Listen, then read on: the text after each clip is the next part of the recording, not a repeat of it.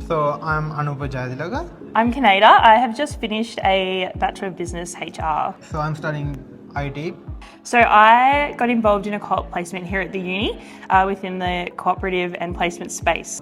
I was working with Central Highlands Water for my 4-month, 60-day placement. How did you find that what you'd learnt at Fed matched up with what you were doing?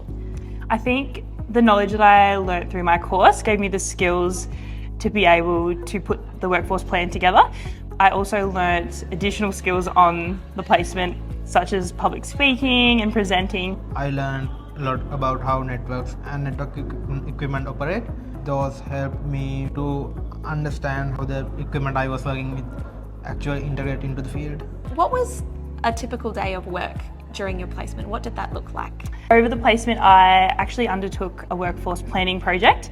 Part of that was having consultations with every staff member, data collection, and then presenting everything back to leadership. I was working with the operational technology team, and my day would include working with different network devices, testing their day-to-day equipment before I send them out to be installed in the field.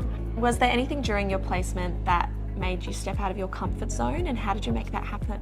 Oh, 100%. I think I started off thinking that I wouldn't be able to do those interviews with each person, but overall I managed to interview, I think, 45 people. Wow. And then present back to the higher leadership teams, and that was really well received. I was working with a lot of different types of things at Central Highlands Water. Whenever I was testing a new radio setup or a new switch, for example, I was always working outside my comfort zone. My team at Central Highlands Water helped me with those experiences, and also my studies in Federation University helped me to solve those problems efficiently.